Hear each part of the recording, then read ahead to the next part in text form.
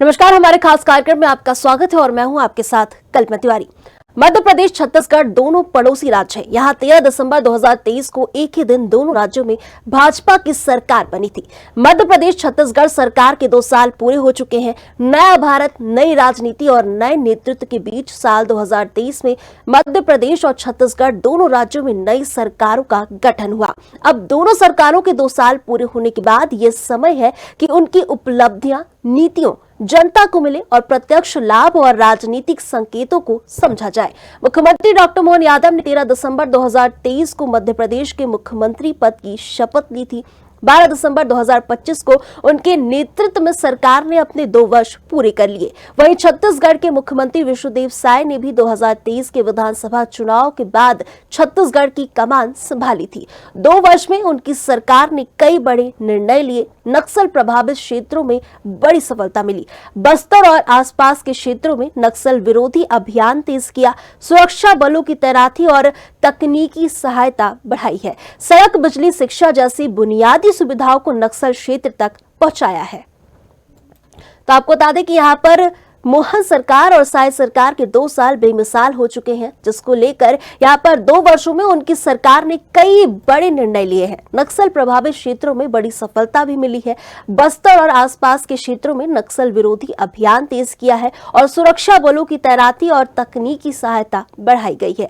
सड़क, बिजली, शिक्षा जैसी बुनियादी सुविधाओं को नक्सल क्षेत्र तक पहुंचाया गया है। चलिए, इसी पर ज्यादा चर्चा के लिए हमारे साथ मध्य प्रदेश कटनी से संवाददाता जाहिद हुसैन सिद्दीकी और अवैध जायसवाल संवाददाता अंबिकापुर और मधुर मिश्रा संवाददाता भोपाल से हमारे साथ जुड़ चुके हैं। आप तीनों का बहुत बहुत स्वागत है।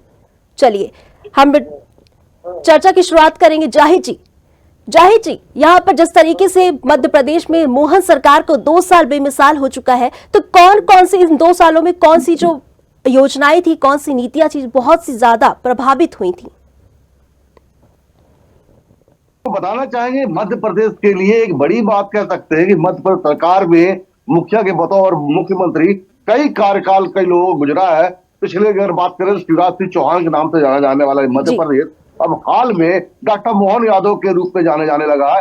डॉक्टर मोहन यादव के लिए गए निर्णय और प्रदेश के अंदर जो विगत 2 वर्ष के कार्यकाल में अगर बात की जाए, 2 वर्षों के अगर उनका जो खाका तैयार किया जाए, तो अभी तक फिलहाल जो मोहन यादव सरकार ने जो निर्णय लिए हैं, कहीं ना कहीं एक बड़ा राजनीतिक प्रति दिखाता है और प्रभावी निर्णय है, जो कहीं ना कहीं विकास को इंगित करते हुए डॉक्टर मोहन यादव ने जो शुरुआती किया था 13 दिसंबर 2023 को, सबसे प्रथम निर्णय उन्होंने सार्वजनिक रूप से कहा था कि खुले में मांस बिक्री रोक लगाई जावे और धार्मिक स्थलों से जो माइक चोंगे होते हैं, लाउड स्पीकर होते हैं, उन पर प्रतिबंध लगा था। एक बड़ा निर्णय लिया था, सख्त निर्णय लिया था, जिससे एक चहलकदमी मच गई थी कि मोहन यादव पहले मुख्यमंत्री की शपथ लेते ही उन्होंने पहली घोषणा किया, तो कहीं ना कहीं एक सख्त मिजाज के रूप में जाने जाने वाले, उसके बाद जिस तरह समय गुजरता गया, तो उसके बाद निर्णय उनके सामाजिक रूप से आए। कहीं ना कहीं अगर बात करें, हम लाडली बहन योजनाओं की बात करें, जो बहनों को जिससे शिवराज मामा के नाम से जाने जाने वाले मुख्यमंत्री मोहन यादव ने एक कदम आगे बढ़ के उनके जो राशि दिए जाने वाली थी, वो राशि में बढ़ोतरी किया। उसके अलावा हम बात करें तो कहीं ना कहीं कृषि के मामले में, कृषि उत्पाद के मामले में उनके निर्णय जो हुए वो भी बहुत ज्यादा जैविक खेती को लेकर, प्राकृतिक खेतियों पे उनके किए गए कार्यों का, उनकी योजनाओं का एक बड़ा गुणगान होने लगा, किसानों को लाभ मिला। फिर उसके बाद करें प्रथम बार है मध्य प्रदेश सरकार प्रथम बार कोदो कुटकी की खरीदी उत्पादन केंद्र की शुरुआत कराया और किसानों को उसका जो मिलना चाहिए, कहना चाहिए उसको सब्सिडी मिलती है, वो दिया जाएगा, जिससे किसानों के आर्थिक रूप से की कमर मजबूत हुई और उनको कहीं ना कहीं आर्थिक रूप से बड़ी मदद मिलने का कार्य किया मध्य प्रदेश की मोहन यादव की सरकार है। इस तरह से मोहन यादव ने बहुत सारे निर्णय लिए जो प्रदेश के विकास के कार्य में गिना जाएगा। अगर बात करें हम, तो जैसे देहदान की अगर बात करें हम, देहदान पे भी उन्होंने एक बड़ा निर्णय लिया है, जो अपने आप को कह सकते हैं बड़ी पहल है। उसके साथ ही देहदान करने वालों के राजकीय सम्मान की भी बात मोहन यादव सरकार ने कही है। लाडली बहनों की बात कर रहे थे, 1200 रुपए की 50 रुपए जो मिलते थे, वहां पर सीधे 250 रुपए बढ़ाकर 15 प्रति बहनों को दिया, जो बहनों के लिए एक बड़ी बात कही, जो कि महिलाओं के लिए आर्थिक सक्षम बनाने की बात, जो प्रतिभा महिला राशि थी, बढ़ोतरी किया गया।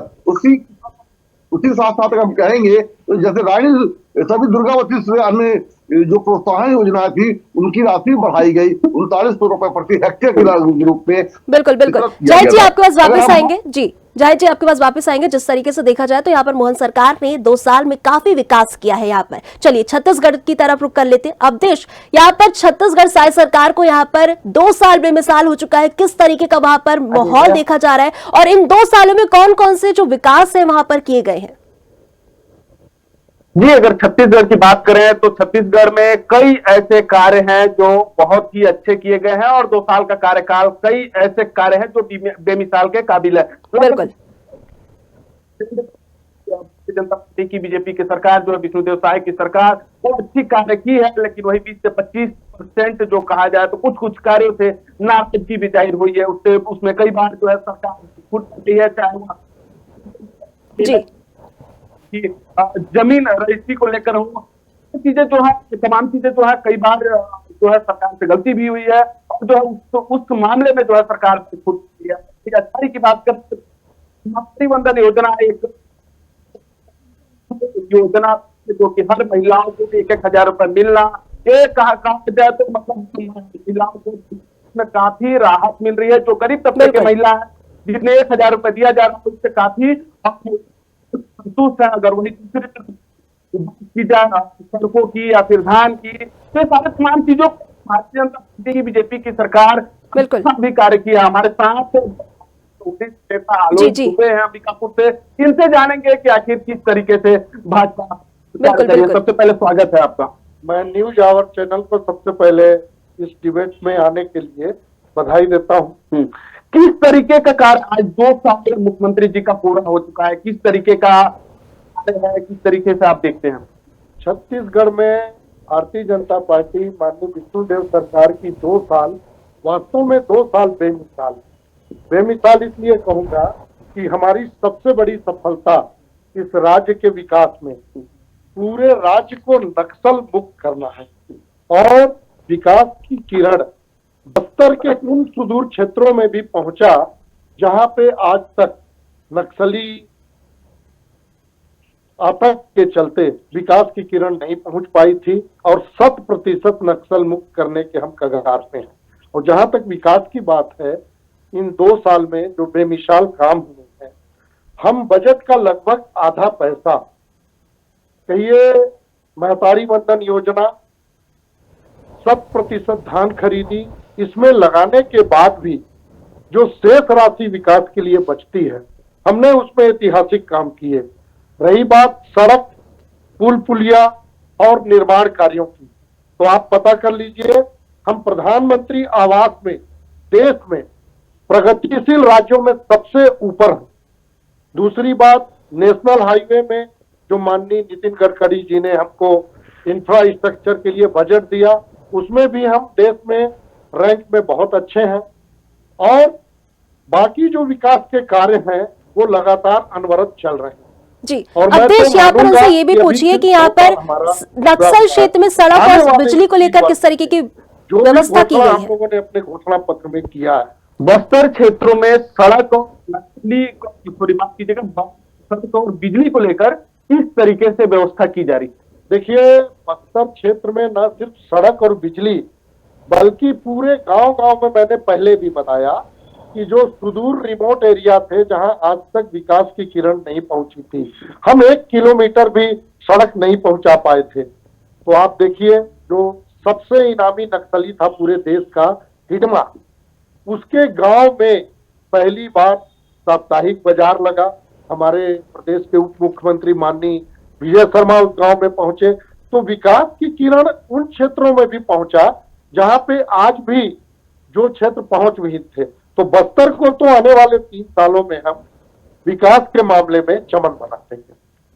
तो ये देख सकते हैं भाजपा के वरिष्ठ नेता हैं आलोक दुबे, जिन्होंने बताया कि बस्तर को 3 सालों में, आने वाले 3 सालों में जो है विकास की गाथा वहां गाएगी। और वहीं अगर बात करें छत्तीसगढ़ की, तो छत्तीसगढ़ में जो है कई अनेकों जो है भारतीय जनता पार्टी के विष्णुदेव साय के सरकार ने किया है, जिससे जो है लोग संतुष्ट है। और भी कुछ विषयों पर चर्चा करेंगे। बिल्कुल। अब देश आपके पास वापस आएंगे जी, अवधेश आपके पास वापस आएंगे। हमारे पास भोपाल से संवाददाता जुड़े हैं मधुर मिश्रा। मधुर, इंफ्रास्ट्रक्चर और कनेक्टिविटी को लेकर यहाँ पर कौन से बड़े सुधार देखने को मिले इन 2 सालों में?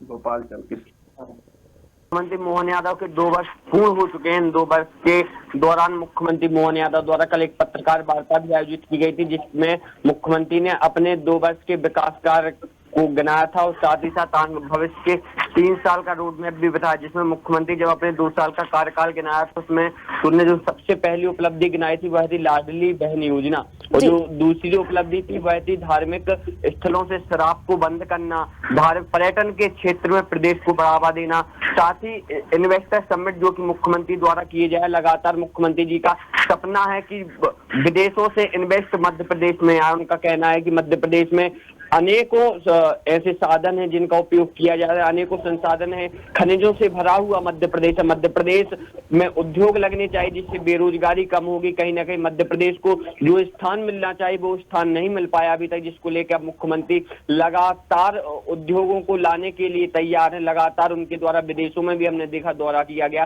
कि लगातार प्रदेश में उद्योग आए, जिसको लेके लगातार प्रदेश के मुख्यमंत्री द्वारा लगातार दौरे भी किए गए और इससे उद्योग आया भी है, निवेश आया भी है। तो कहीं ना कहीं एक हम देख सकते हैं कि प्रदेश को जो 2 वर्षों में है, जो मुख्य सफलता मिली वो ये है कि उद्योग जो कि प्रदेश में आएंगे, जिससे कहीं ना कहीं रोजगार की जो कि लोग भोपाल से कहीं दूसरी जगह या मध्य प्रदेश से भी दूसरे स्टेटों में जो प्लान करते हैं और रोजगार की तलाश में जाते हैं वह कम हो गए। बेरोजगारी जो कि प्रदेश में सबसे बड़ा एक हम कह सकते हैं कि सबसे बड़ी समस्या है कि बेरोजगारी प्रदेश में सबसे अधिक युवा बाहर जा रहे, तो वो उन सब चीजों से निपटने के लिए मुख्यमंत्री द्वारा लगातार रोजगार की दिशा में कार्य किए जा रहे हैं, निवेश लाए जा रहे हैं ताकि प्रदेश सुखद हो, समृद्ध हो। और साथ ही साथ एक और चीज जो कि कैन बेतवा लिंक परियोजना भी हमने देखी कि लगातार मुख्यमंत्री का सपना है कि जो कि नदी है, नदी से नदी जोड़ना है ताकि जो कि सिंचाई भी अच्छे से हो जाए। मुख्यमंत्री ने जब कल प्रेस वार्ता हुई तो उसमें भी कहा था कि जो कि पहला वर्ष था वो पर्यटन के लिए, दूसरा वर्ष था उद्योग के लिए, जो आगामी अब 3रा वर्ष आने वाला है यह कृषि के लिए होने वाला है, मतलब जो आगे का भविष्य का 3रा वर्ष होगा,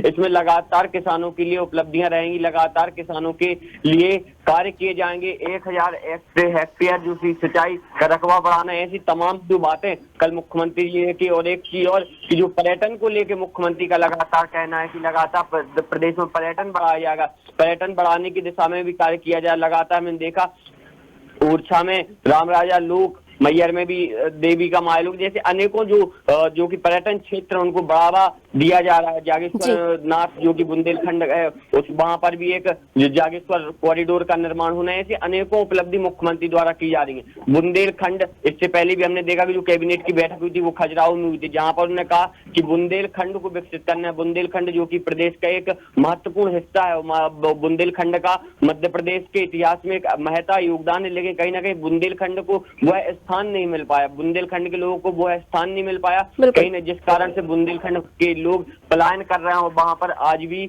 मतलब पिछड़ा हुआ है बुंदेलखंड। तो बुंदेलखंड को उभारने के लिए मुख्यमंत्री द्वारा लगातार यही कारण था उनके द्वारा कैबिनेट की बैठक की गई थी। अब लगातार मुख्यमंत्री का यह उद्देश्य है कि प्रदेश को कैसे समृद्ध बनाना है, जिसको लेकर लगातार मुख्यमंत्री कार्य कर रहे हैं। बिल्कुल ठीक है, मदर आपके पास वापस आएंगे। यहाँ पर जाहिद जी भी हमारे साथ। जाहिद जी, यहाँ पर डेवलपमेंट ड्रिवन गवर्नेंस जो यहाँ पर रणनीति है मोहन सरकार की, वो कितनी जमीन पर सकारात्मक बदलाव ला रही है?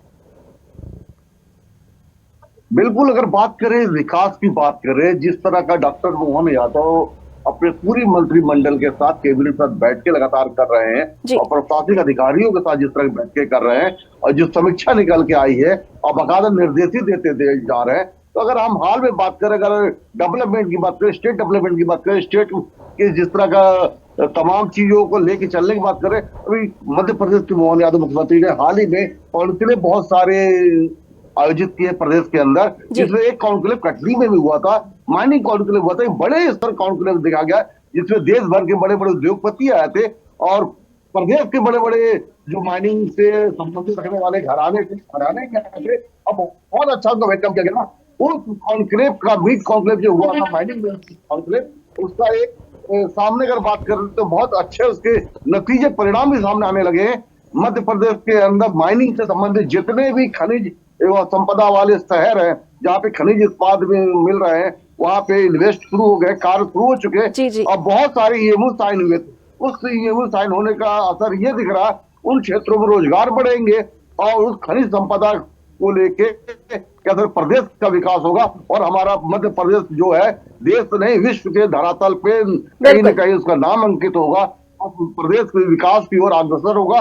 और कह सकते हैं इसके लिए कि जो बड़ा राजस्व होता है मध्य प्रदेश को मिलेगा, जो विदेशों में देश के अन्य प्रांतों में जो हमारी खनिज यहाँ से जाएगा, कहीं का विकास की एक अपनी अलग से दिशा को दौड़ाती हुई दिखेगी। और मोहन यादव साथ साथ ये भी कहा था कि हम स्थानीय तौर पे जो संपदा जो खनिज यहाँ से निकलेगी उसका जो आने वाला जो राजस्व होगा उस क्षेत्र में ही खर्च करेंगे और उस क्षेत्र के रोजगार युवाओं को रोजगार मिलेगा।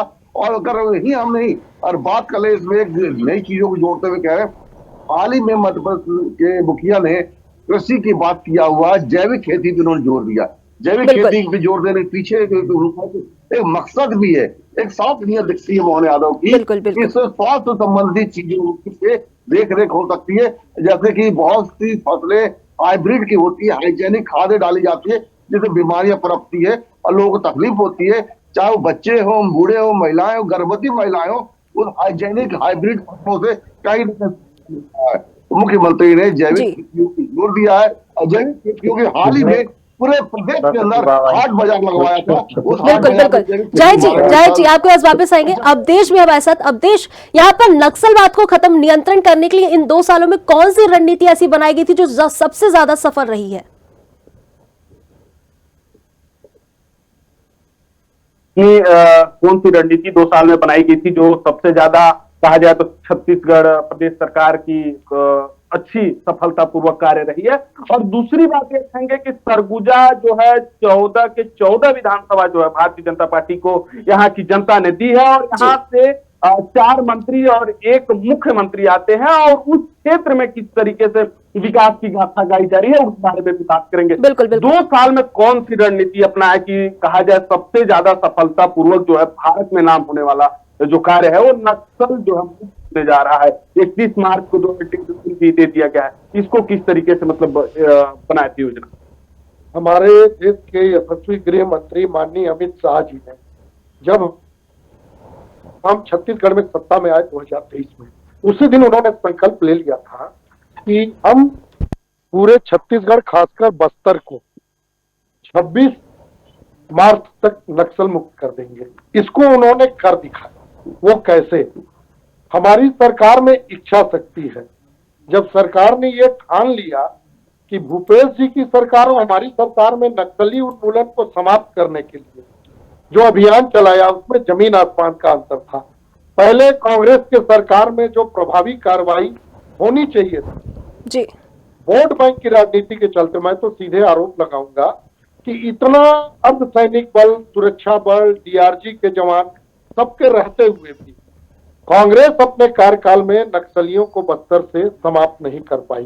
जैसे ही हमारी सरकार बनी, देश के माननीय यशस्वी गृह मंत्री श्री अमित शाह जी ने एक टारगेट दिया कि हम मार्च 26 तक बस्तर और छत्तीसगढ़ को, क्या पूरे देश को नक्सली उन्मूलन से हम मुक्त करेंगे।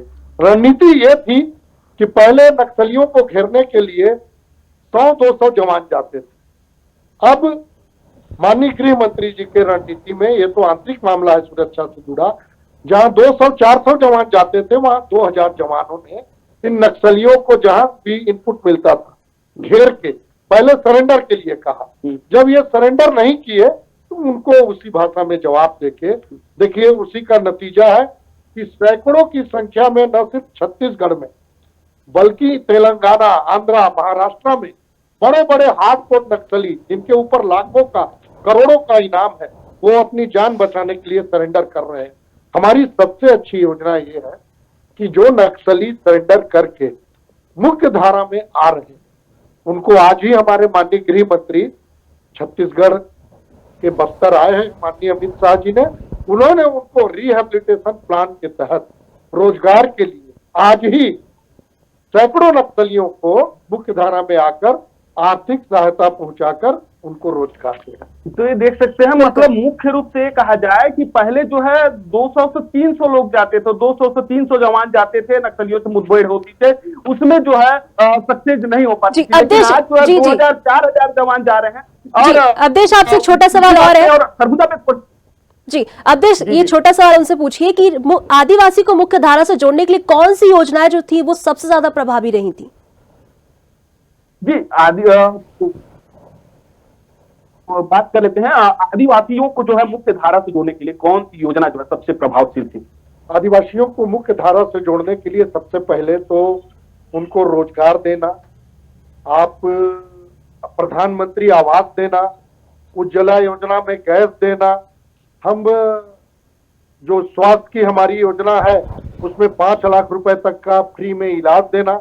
ये सब योजनाओं से हम लोगों ने आदिवासियों को जोड़ा, तो उसका 100% परिणाम हमको मिला कि हम सरगुजा के जो आदिवासी बहुल क्षेत्र है, संभाग है, 14 के 14 सीट जीते, लोकसभा में हम 10 सीट जीते हैं। उसी का आज नतीजा है कि आदिवासी छत्तीसगढ़ के भारतीय जनता पार्टी के विकास योजना से प्रभावित होकर, हमारी जन घोषणा से प्रभावित होकर पूरी तरह यहाँ की आदिवासी जनता भारतीय जनता पार्टी और सरकार के साथ। अच्छा, ये बताइए, सरगुजा का मुख्य कार्य जो 14 के 14 विधानसभा भारतीय जनता पार्टी को यहाँ की जनता ने दी। भारतीय जनता पार्टी ने 4 मंत्री और 1 मुख्यमंत्री यहाँ से दिया, और मेरी जानकारी के अनुसार शायद पहली बार हो तो सरगुजा से मुख्यमंत्री और इतने सारे मंत्री बने। तो कौन सी ऐसी विकास है जो पहले पुराने 20 सालों में 25 सालों में नहीं हो पाई और अब जो है 2 सालों में हो गई? बहुत अच्छा आपने प्रश्न किया। कांग्रेस की 5 साल की कार्यकाल और हमारी जो घोषणा पत्र था, हमारी घोषणा पत्र पे सरगुजा संभाग की जनता ने विश्वास किया, और बहुत बड़ा सौभाग्य है सरगुजा संभाग का कि यहीं से हमारे माननीय मुख्यमंत्री जी जसपुर जिले के कुनकुरु विधानसभा से जीतकर आए, और हमारी जो घोषणा पत्र थी उस पर यहाँ की जनता ने विश्वास किया, और सरगुजा के खासकर आदिवासी भाइयों ने भी हमारी घोषणा पत्र को माना, और हमने इस बात की प्रसन्नता है हमको कि हम अपने घोषणा पत्र पे अमल करवाकर और जितना भी हम लोग घोषणा किए हैं उस पर कार्य कर रहे हैं, और जनता का विश्वास हमारे ऊपर बढ़ता जा रहा है। क्या लगता है कि आगे 3 साल और बेमिसाल इसी तरीके से कार्य किया जाएगा सरगुजा का जो है? जैसे आपने बताया कि छत्तीसगढ़ भारत का तीसरा ऐसा राज्य है जो अग्रणी सबसे स्पीड में बढ़ने का काम कर रहा है। तो क्या लगता है 3 साल में किस तरीके से स्थिति रहेगी, क्या स्थिति रहेगा? बिल्कुल, अभी तो हमारे सिर्फ 2 साल पूरे हुए हैं, और अभी पूरे देश में हमको ट्रिपल इंजन की सरकार अपनी मानते हैं, और माननीय विष्णुदेव साय जी के नेतृत्व में जो विकास की गंगा बह रही है, खासकर केंद्र की जो योजनाएं हैं, राज्य की योजनाएं हैं, इसमें हमारे माननीय वित्त मंत्री, माननीय प्रधानमंत्री मुक्त कंठ से हमको राशि दे रहे हैं, और कांग्रेस के कार्यकाल में उन राशियों पे जो बंडर बांट होकर करप्शन होता था हमारी राज्य में वो रुक गया है, और हम अपने शासन में केंद्र की योजनाओं के लिए प्राप्त राशि का, राज्य के योजनाओं में जो बजट में राशि है उसका 100% ईमानदारी से हम उसका उपयोग करके और विकास की गंगा बहा रहे हैं। इन आने वाले 3 सालों में आप देख लेंगे छत्तीसगढ़ देश के सबसे विकासशील और उन्नति राज्य में शामिल होगा। देख सकते हैं, विकासशील और उन्नति राज्य में शामिल होगा। हमारे साथ वरिष्ठ नेता आलोक दुबे थे, जो 2 साल बेमिसाल कार्यक्रम है उसमें इन्होंने कई बातें ऐसी बताई जो ऐसी बताई जिसमें कार्य जो है सरकार का बेमिसाल रहा। बिल्कुल जो कार्य है। जी, आप तीनों का ये चर्चा में हमारे साथ जुड़ने के लिए बहुत बहुत शुक्रिया। तो आपको बता दें कि छत्तीसगढ़ सरकार और मध्य प्रदेश की जो सरकार है उसके 2 साल वो बेमिसाल हो चुके हैं, और दोनों ने 2 वर्ष में उनकी सरकार ने कई बड़े निर्णय लिए हैं। नक्सल प्रभावित क्षेत्र में बड़ी सफलता मिली है, और बस्तर और आसपास के क्षेत्रों में नक्सल विरोधी अभियान तेज किया गया है, और सुरक्षा बलों की तैनाती और तकनीकी सहायता बढ़ाई गई है। फिलहाल के इस कार्यक्रम में इतना ही। मुझे दीजिए इजाजत। नमस्कार।